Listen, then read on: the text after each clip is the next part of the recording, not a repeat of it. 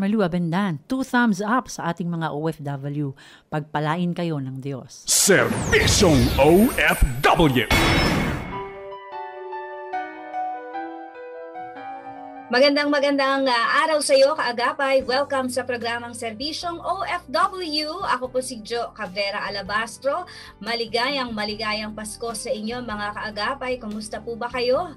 Mula sa iba't ibang panig ng daigdig at sa iba't ibang panig ng Pilipinas na nakakapakinig nitong ating programa sa pamamagitan po ng 702 DZAS FEBC Radio TV o kaya naman sa Facebook page natin o kaya sa ating mga kababayan din dyan sa 1143 DZMR Santiago Isabela, ganun din sa 1233 DYVS Bacolod. Magandang araw po sa inyo.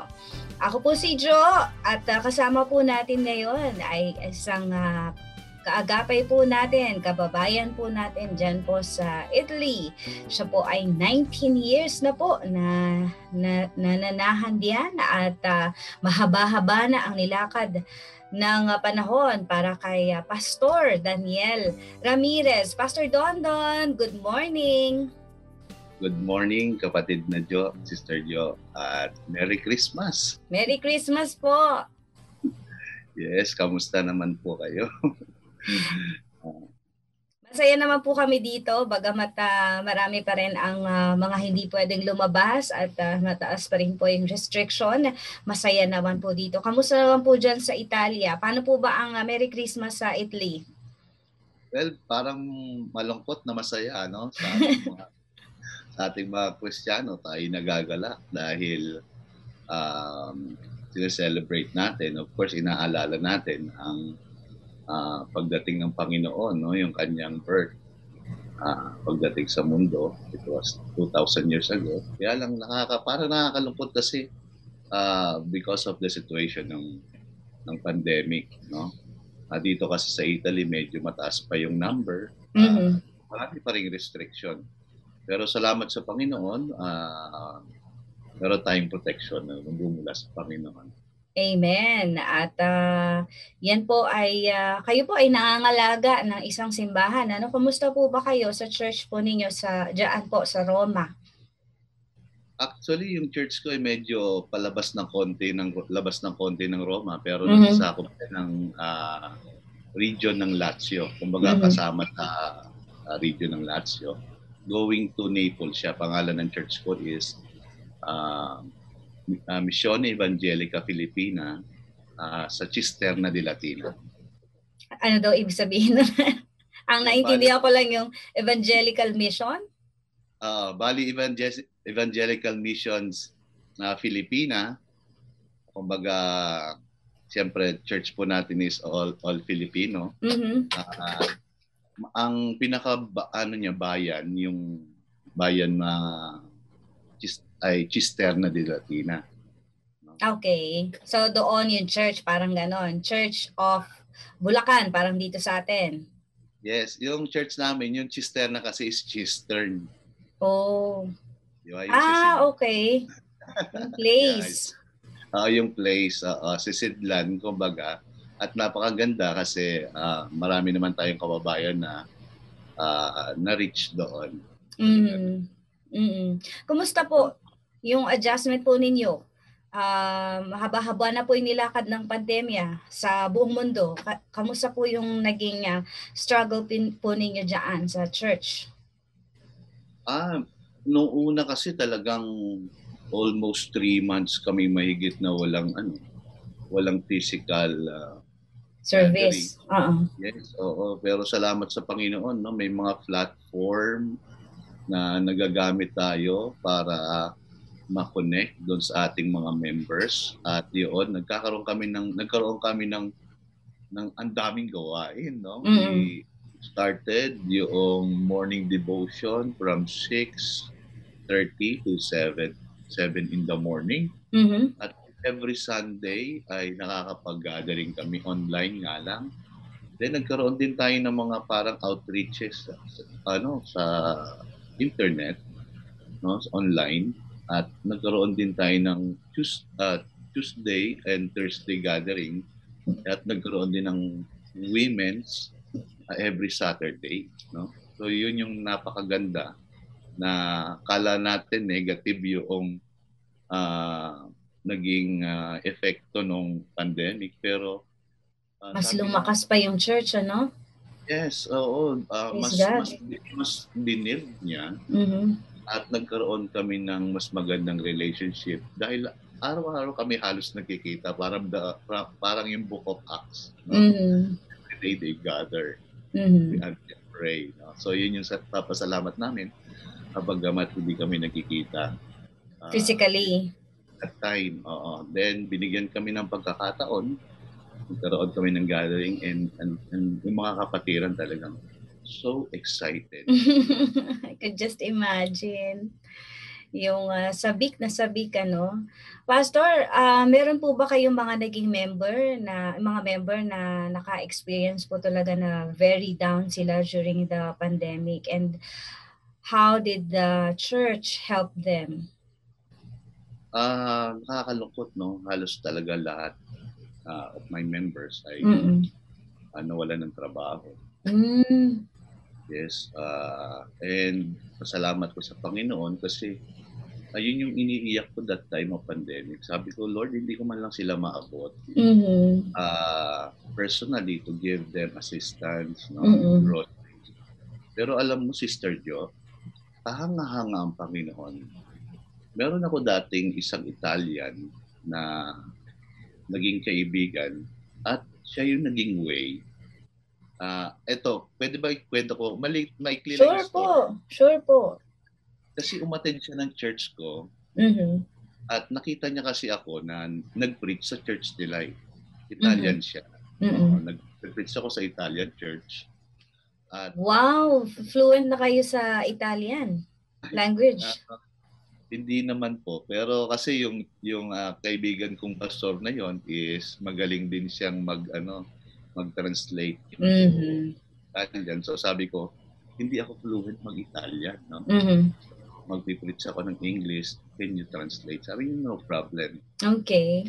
Pero pag kinento ko pa sa iyo yung situation na yun, kasi biglaan ako pinag-preach, dumalaw lang ako sa kanila. Pero ang ikikwento ko, yung kapatiran na yon, no? Italian, umattend sa amin, and suddenly after the service ay sabi niya, fratello, no, kasi ang tawag sa amin brother fratello. Sabi ng Italian, ay gusto ko dito na mag-church. You know what I did? Sabi ko, I know.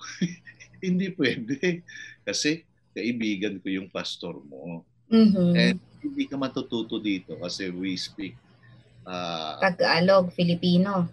Tagalog and English, mix kami mag-preach.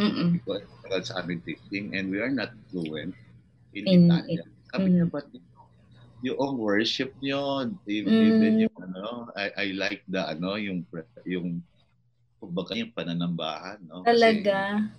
Kasi talagang marubdob tayong mga Pilipino kung umawit sa Panginoon, no? Pastor, all out, kahit din pala dyan.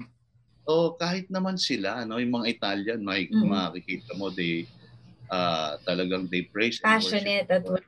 Passionate sila. Talagang makikita mo, even yung matatanda, umiiyak. What's the difference? Bakit mas gusto niya sa mga kalahi natin mag-church? Well, I don't know that time kung mayroong situation siya, hindi ko natin pero ginawa ko, no?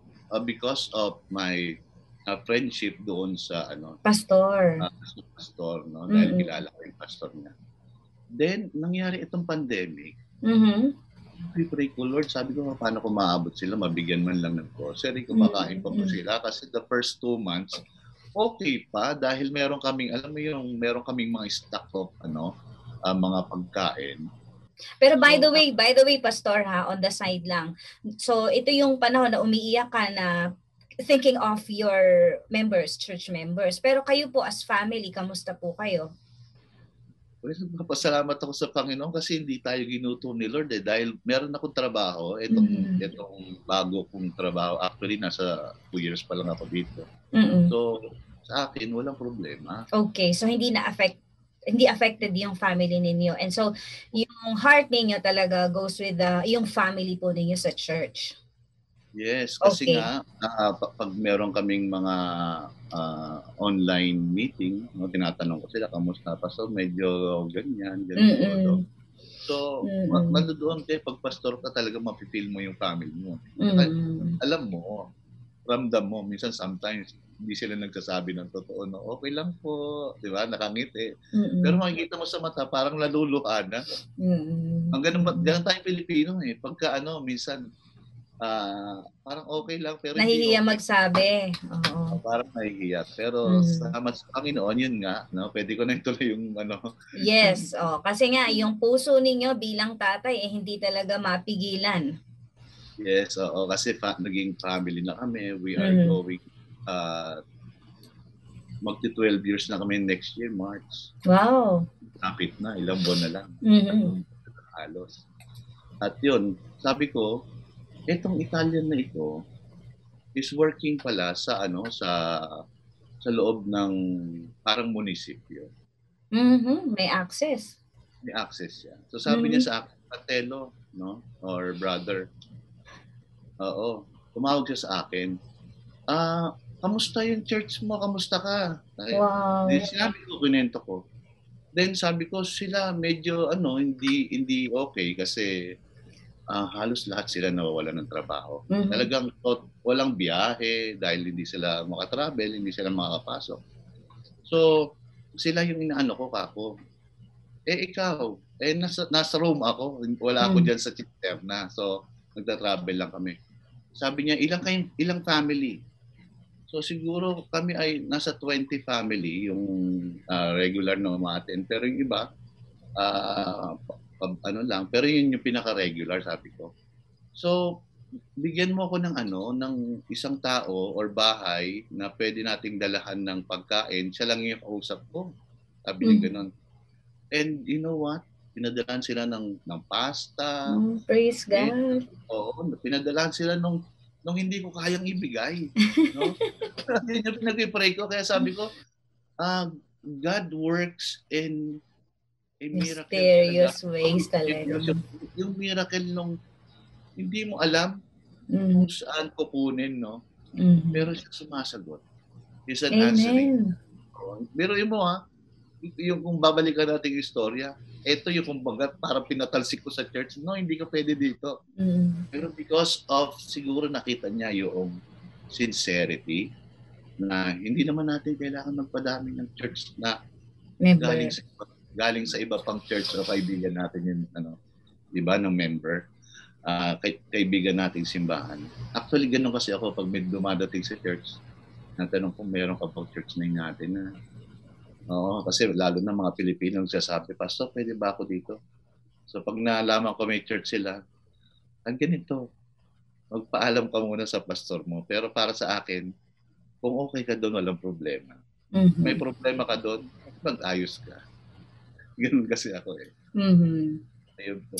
So, salamat ganda ng principle ninyo. And praise God, Pastor. Ako'y tumatayo yung balahibo ko habang kinukwentuhan niyo po kami. What more yung ating mga kababayan po na naka-experience din po ng the same provision coming from God. Yung nag-pray lang po sila tapos di nila maintindihan at di nila ma-imagine saan nanggaling itong biyaya na ito.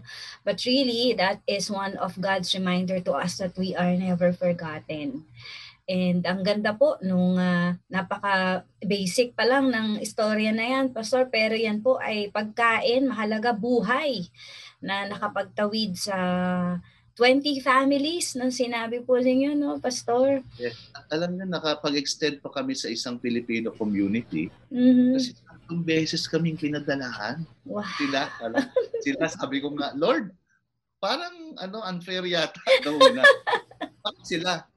No, sila lang, no? Then ako parang wala yata ako dito. You know what? Kasi member din kasi ako ng isang pinakamalaking community dito sa Rome. Isa ako sa director ng nag-aayos ng yung Independence Day, no? Isa ako sa director nila. And yun din yung cry ko dito sa Rome. Lord, yung mga walang kasi ang dami. Sa Rome talaga napakarami. Almost ang Rome ay nasa 80,000 Filipinos. Filipinos. Yung number. More than kasi yung registered. Sabihin natin as of last 2 years pa yata yun. So, sabi natin dumami. At saka mga bata na nakuha nila, sabi natin, na hindi na report sa embassy. Pero mga legal yun. No? So sabi nasa ko, 80,000, Pastor. Oo. Yung documented. Opo, yung documented. 2 years ago. So, pagpalagay na natin, nasa 100 na to, 2 taon na eh. Tapos plus the undocumented. So, ganun mga estimation. Hindi ko pa alam yung mga lumipat dito, Ayun. galing ng Roma, ay ng other place of Italy. So, ang nangyari, nagkaroon kami ng mga meetings and sa social network din ng ating mga kaibigan, ng mga leaders, and yung ating isang Pilipino na writer at saka tawag dito, medyo kilala dito yung kanilang newspaper.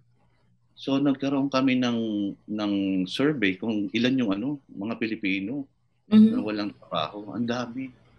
So alam niyo yung blessing ay nandoon kasi naabot natin ilang family din dito sa Rome. Siguro nasa 30 plus family. Wow. We gave them sacks of rice, yung mga 5 kilos dito. Then groceries. Then may nagpadala sa akin ng pera. No? Diretso agad yun. Hindi ko na nahawakan, hindi ko na nakita yung pera. Sabi ko, dumaan lang. Ako, dumaan lang, pinadaan lang. Kasi sabi ko, hindi na maakin yan. Kaya nga binigay para doon sa mga families na makakalihan ng groceries. Kami naman kasi mag-asawa, ay may wife, hindi na wala yung kanyang trabaho. Praise God. Yung trabaho ko, kumbaga, almost 2 years na akong naka-lockdown sa trabaho kasi para akong security guard dito ng building. Ang tawag yung fourth year. So ako manage ng building, pag may dumadating ng mga letters, no, at saka mga order nila sa internet, ako yung So, ganun yung provision ni Lord. At may mga tumatawag, no? Yung minsan malulungkot na Pastor. Nakita ko yung ninyo, yung YouTube ninyo na dun sa isang kaibigan ninyo. Kayo pala yung pastor doon, sabi nilang ganun. At kailangan po namin ng tulong. So sabi ko, ito lang po may tutulong ko. May utos ko po dun sa aming team na buo, napadalan kayo. Pero personally, hindi ako makakapunta sa inyo. And salamat naman nagkaroon kami ng napakagandang communication sa mga kabataan na nagdadala door to door. Then yung ating isang member kasi executive director din ako ng values formation dito sa Italy. Ang daming ganap, Pastor, Busy-busy ka pala. Okay naman kasi I enjoy kasi yung ating mga humanitarian rin. At through values formation, abot din namin sila. Meron ako isang member na may-ari siya ng isang Filipino store or Asian store. Inaanak ko rin siya. Then nagkaroon na siya ng access para mag-deliver house to house. Kasi dati bawal talaga magbukas pati store. So sabi ko, anak, pwede mo bang dalahan ng pagkain itong isang pamilya? Actually, 2 family. Personally kasi lang tumawag sa akin. Kasi hindi daw sila nasama sa listahan noong ating mga pinapadalahan at tawag doon na refuto. Patulong ako sa mga yung kanilang kasi merong kasing parang survey. Umabot na yung sa number na 100 plus yata, no? 100 plus 115, hindi ko na matandaan kung ilan yung number ng family na naglista. At yung kumbaga short na yung yung supply. Sabi nung nag-handle na team, baka next pa kayo kasi hindi pa namin natatapos. No, kung malista man kayo, huli kayo. So sabi ko, ay ganun ba? So hapon na ngayon, hindi na sila pwede mag-deliver, siguro bukas ng umaga. Alam niyo, pagdating po ng kinabukasan, tumawag sa amin at yung nag-message, no? Pastor, salamat po. alam niyo po, dumating na po yung groceries. No? Malaking bagay po ito. Siguro for 1 week, hindi po kami magugutom. So sabi ko, 1 week. Praise God. Pero Lord, paano pa yung masusunod na week?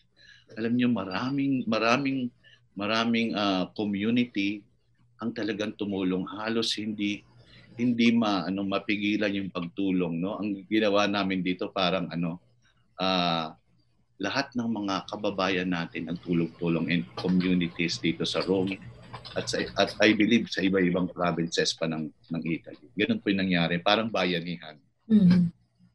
Grabe, sobrang kahit na namayagpag yung pandemya, Pastor, talagang makikita mo pa rin sa kapatiran yung mandato ng Panginoon sa atin that we love our neighbor as we love ourselves. Yung pag-ibig sa kapwa ay ultimately naramdaman, and habang minamahal natin yung kapwa naman natin would say thank you Lord kasi nag-provide po kayo through them. So talagang very powerful po yung nagawa ng bawat mga kapatiran, and lalong-lalo na po yung pananalangin at nagpapatunay na nananatiling Diyos ang ating Diyos. At yung provision po niya sa atin, hindi naka-lockdown eh.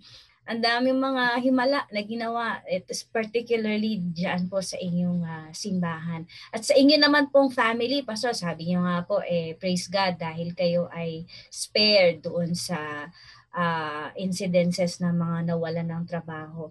Pero ikaw po, Pastor, personally, ano po yung mga victories naman po ninyo sa family while nito pong looking back at habang dumadaan pa po tayo sa pandemya? Well, sa family po, nawalan ng trabaho yung aking 2 anak. No? Hindi ko nabanggit, 2 akong anak. Sila rin nawalan ng trabaho. At hindi sila nakatira dito sa amin. No? Kasi yung work ko na itong bago ay isang maliit na kwarto lang. Tapos, so kayo lang ni Pastora ang nandyan? Opo, kami lang ni Pastora. Pero alam mo, this is also part of my testimony. Sila po ay nakatira doon sa dati naming employer. Yung namatay kasi employer ko, 3 years ago namatay siya. 3 years ba tama? Ito sa wife ko, 3 years ago namatay yung aming employer na nag-work kami for almost 14 years. My wife almost 12 years siguro mahigit. 13 years my wife ko kasi 1 taon lang yung pagitan namin nung nagtrabaho kami doon. At nawalan sila ng trabaho, yung aking biyanan, yung aking manugang hindi nawalan, pero yung aking mga anak nawalan ng trabaho kasi nagtatrabaho sila sa hotel. So sabi ko, isang pasasalamat ko kasi sila hindi umuupa ng bahay, hindi nagbabayad ng kuryente, hindi nagbabayad ng gas, hindi nagbabayad. Naku, ang laking tipid pala niyan, Pastor. Sana all. Opo, yun nga rin yung nabanggit ko doon sa ating community dito nung kami nag-live stream. Sabi ko, yun ang pasasalamat ko kasi actually doon kami nakatira lahat dati. For so many years kasi na-develop na yung aming relationship doon sa isang contessa siya or countess sa English. At nag-iisa lang siya. Pero yung bahay napakalaki. Almost 600 square meters. Wow. 5 ang banyo. Ang kwarto ay nasa 8 yata yung kwarto. No? Tapos meron pa siyang bahay sa ilalim ng stairs. No? Doon ako nakatira, yung room namin dati ni Pastora. Yun. Nung umalis kami doon, yun yung naging room ng aking bunso. Sabi niya, mas gusto niya yun. Kasi tahimik siya, tapos may banyo na agad. So hindi sila nagbabayad or naging blessing sa amin. So Pastor, hindi na sila pinaalis? Parang kapamilya na? Opo, hanggang ngayon doon nakatira yung bunso. Oh, sweet naman. Oo, yung anak, sabi niya, huwag kang mag-alala, Daniel. Daniel kasi tawag sa akin. Yung tunay kong pangalan. Yung pastor doon, yung palayo ko doon. So, kilala ako doon. No? Bilang pastor doon ng Cisterna de Latina. So sabi niya, huwag kang mag-alala, hindi kahit namatay na si Mama, parang pamilya na kita, parang kapatid na kita, parang big brother niya. Sabi, mas matandang kapatid kita. And I respect you kasi pastor ka nga. Panalangin mo din ako, sabi niya gano'n. Though talagang ang mga Italians talaga very religious, pero hindi mo sila makikita pumupunta sa church. No? Sa Catholic Church. No? Pero sabi ko, salamat sa Panginoon kasi itong naging relationship namin. Hindi kami pinabayaan ni Lord. At sabi ko nga, salamat. Siguro kung nakilala ko na ng mga panahon na yun si ilang taon ko lang nakilala si Bishop Pastor Jonah Ber ng Luklukan. Talaga to. No? Kami, sabi ko, salamat sa Panginoon kasi may family. Todo talagang pagpapala. Amen. Naalala ko lang kasi yung awit niya. Yung todo. Pastor, kayo po ay 19 years na dyan po sa Italy. Kailan po yung huli po ninyong bakasyon po dito sa atin as family? As family?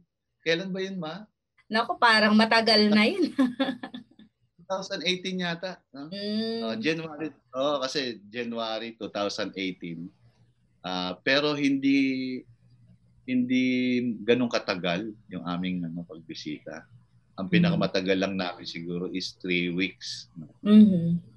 28 days. 28. So at least nakapunta kayo dito. Very recent lang. Almost 2 years ago. Actually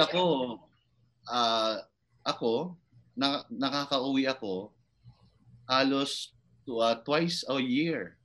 Nakaka-uwi ako. Kasi nga binibigyan ako ng favor ng dati naming employer. At alam mo, nakakatawa, Sister Jo, siya pa yung nagpapamasahe sa akin. Wow. Even yung sa daughters ko nung umuwi siya din. Oo. At may pabaon pa, sabi ko. Kasi naging part din siya ng work yung aking panganay. So nung gusto niya magbakasyon, sabi nung employer ko, ako na bahala sa ticket mo, ha? Tapos hindi sinasabi sa amin, yung wife ko yung nagte-take care sa kanya. Alam mo, binigyan pa ng pabaon. Sabi ko, wow naman. Para may favoritism niya. Pero sabi ko sa ganun grabe talaga. Ang blessing. 19 years ago, Pastor, nakita niyo po ba yung family ninyo na mabubuhay ng ganyan maalwan sa Italia? Actually, hindi ko lubos maisip, no? Kasi parang ang bilis ng panahon. Pero Sister Jo, nagtrabaho kasi ako. Ako yung una dito. Bago ko makuha yung family ko. Pero nandito ang mother ko at yung ibang mag-anak namin. May tita. Bago ko nakuha yung aking family, nagtrabaho ako sa isang pamilya rin, no? Na mag-asawa lang. And almost yung challenges na hindi ka marunong magluto ng Italian, hindi ka marunong maglinis. Siguro kung napanood nyo yung film na Milan yata. Milan, si Claudine. Opo. Totoo po yun sa aking buhay.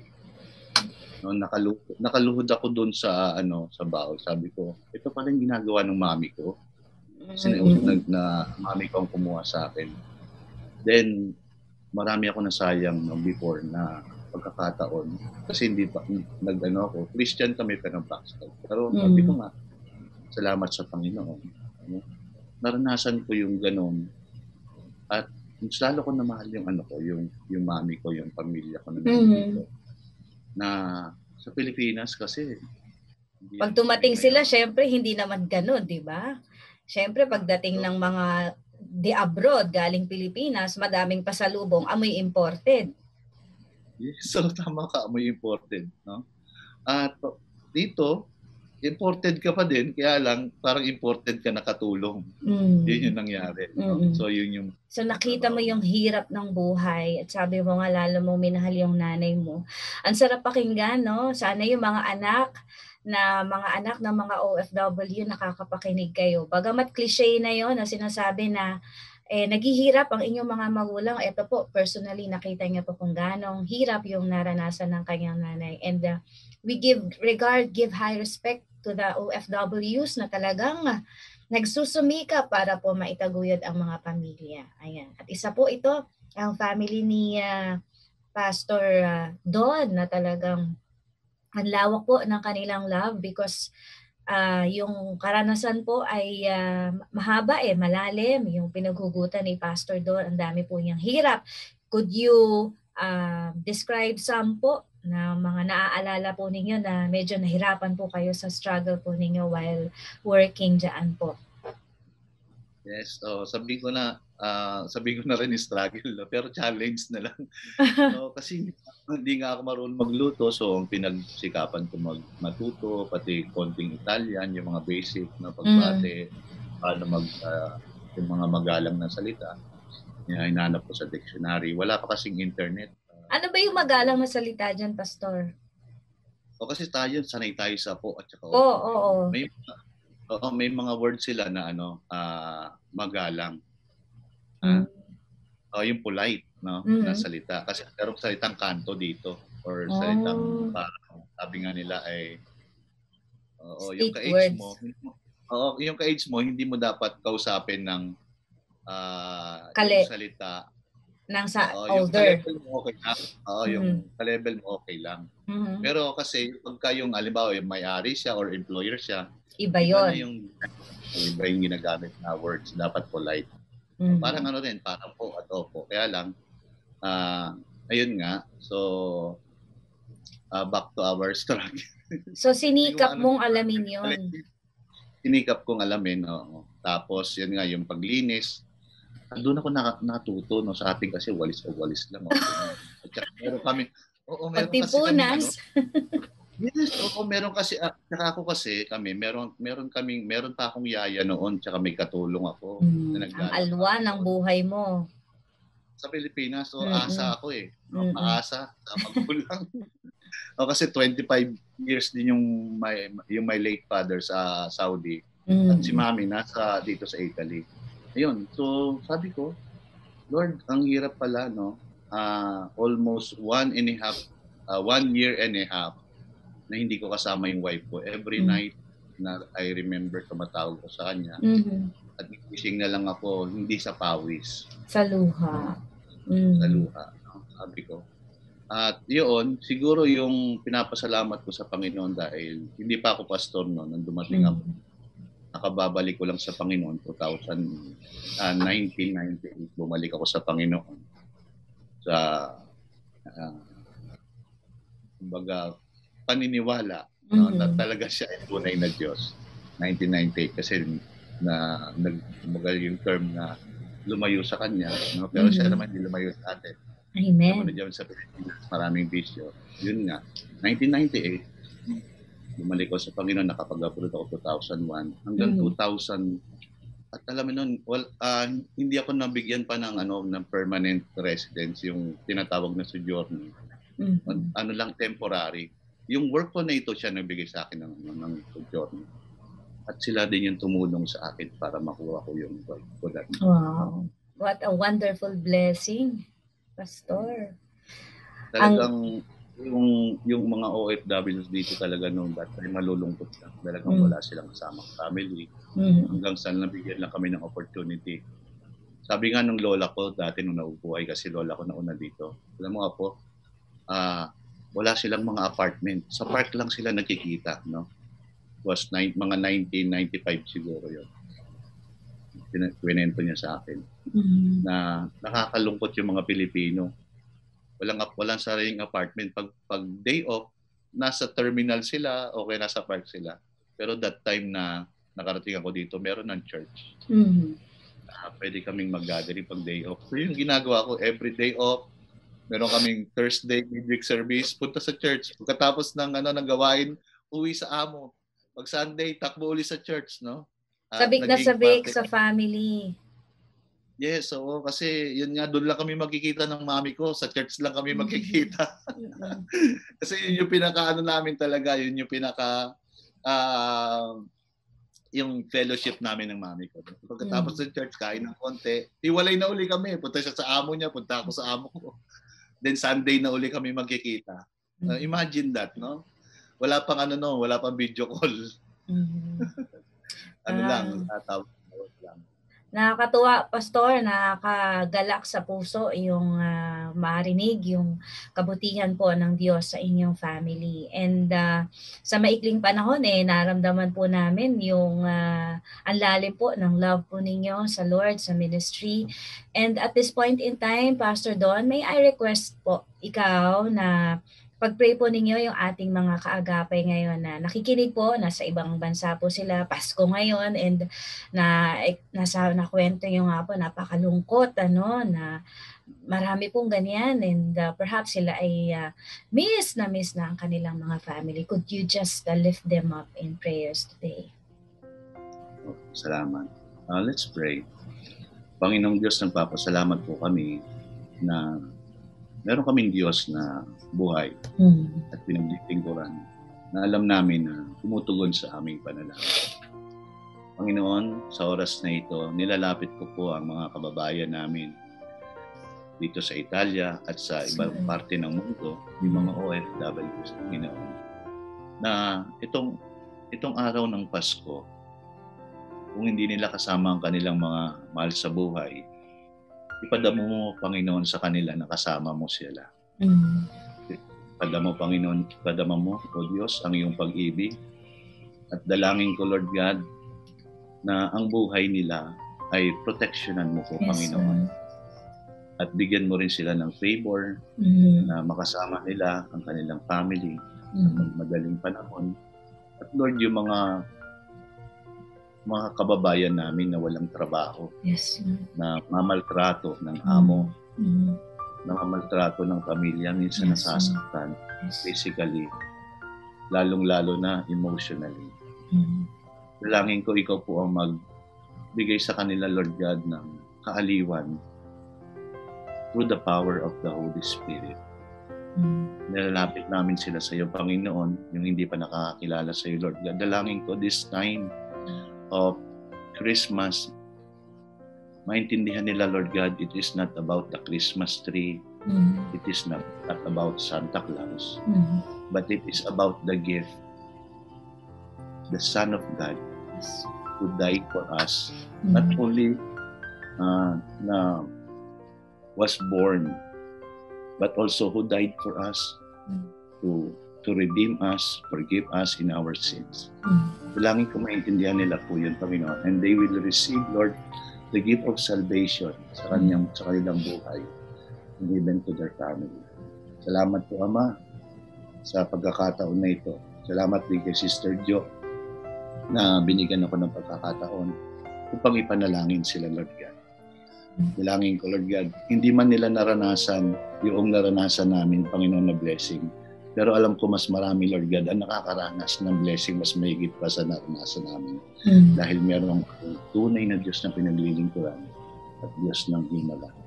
Salamat po, Ama, sa pagkakataon na ito. I-bless mo po ang buong programa. I-bless mo po ang aming bayan Pilipinas, Panginoon. Alam namin, Panginoon, alam mo ang lahat ng nangyayaring ito at walang bagay na lingid sa iyo. At nagpapasalamat kami, Panginoon, sa kabila ng lahat ng ito, mananagumpay pa rin kami. We are more than conquerors in Christ. Salamat po, Diyos. Purihin ka, pagtugod mo sa aming dalangin. Sa pangalan ni Jesus. Amen. Amen. Pastor, kayo po ay bumati dun sa mga kababayan po ninyo. Nandito po. Saan po ba kayo dito sa Philippines? Well, actually, diyan na kami nakatira sa malapit sa Camp Crame. Ay mother. No? Pero ang mga kamag-anak ko ay Tarlac, Santos, Bicol. No? Yan. Saan po sa Bicol? Nakalimutan ko na kasi hindi ako napunta. Pero sa Tarlac, sa Camilon. My late father sa Pangasinan naman siya, mga Ramirez. Sa Pangasinan po. Batiin niyo po yung mga kamag-anak niyo na nanonood ngayon. Ayan, binabati ko po lahat po ng Ramirez clan, yung aming kamag-anak, and siyempre Santos family, and even to the family of my wife, Abital, no, sila tatay, at sa lahat po ng nanonood dito sa atin pong programa.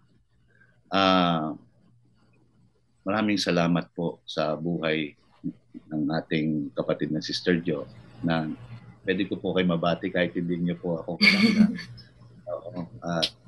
Nawa po ito pong araw ng Pasko, lahat po na nanonood sa inyo ay ingatan ng Panginoon at pagpalain. No? Madama po natin talaga yung pag-ibig ng Diyos kasi He is the God of love. Amen. Maraming salamat, Sister Jo. No? Thank you po. Mabuhay po kayong lahat. Ang ating bansang Pilipinas ay hawak po ng Panginoon kasi sabi ng Bible, blessed is the nation whose God is the Lord. Amen. Kaya pinagpala po tayo ng Panginoon sa kabila ng maraming dumarating na bagyo, ito pandemic, pinagpala pa rin tayo ng Panginoon. Amen. Yan po yung pangahawakan nating lahat. Yan po yung iniiwan sa atin ng Panginoon. Ang kapayapaan, ano, that He overcame the world. Yung kaniyang bugtong na anak ay binigay na niya sa atin upang tayo ay iligtas mula sa tiyak na kapahamakan. Ano pa bang hindi kayang ibigay ng ating Diyos sa atin? At ang testimony po ng buhay ng ating nakasama po ngayon na si Pastor Don and his family, talaga naman po isang buhay na patotoo po na nagsasabing the Lord is good. Ito pong Ramirez family na iningatan po ng Panginoon, naging channel of blessing ang kanilang family. Hindi niya inasahan na ang isang kaibigan ang magiging susi din who will be of big help doon sa church community. And maasa din kami na sa inyo mga kaagapay na nakikinig ngayon na maging matatag po kayo sa inyong pananampalataya. Pastor Don Ramirez, regards po sa inyong may bahay at sa inyong dalawang anak. Thank you so much for being able to share your testimony. Salamat po sa inyong oras. Dito na rin po nagtatapos ang ating programang Serbisyong OFW. Salamat po sa ating mga kaagapay dyan sa Bukawi transmitter site. Salamat din sa ating mga engineering team. Thank you rin kay Kayla Escalante, kay JV Tabua, Nathaniel Peralta, kay Reggie Villena at Benjo Murano. Salamat din kay Chris Toffer Rosete at Wen Balatuhan. Ako po si Jo Cabrera Alabastro. Nakasama po natin si Pastor Daniel Dondon Ramirez po. Maraming salamat. God bless you po. At ang serbisyong OFW nagsasabing pagpalain ng Panginoon ang mga OFW at ang kanilang mga minamahal na pamilya. Ako po si Pastor Manny Abendan ng South Korea. Saludo po ako sa mga OFWs. God bless you. Serbisyong OFW.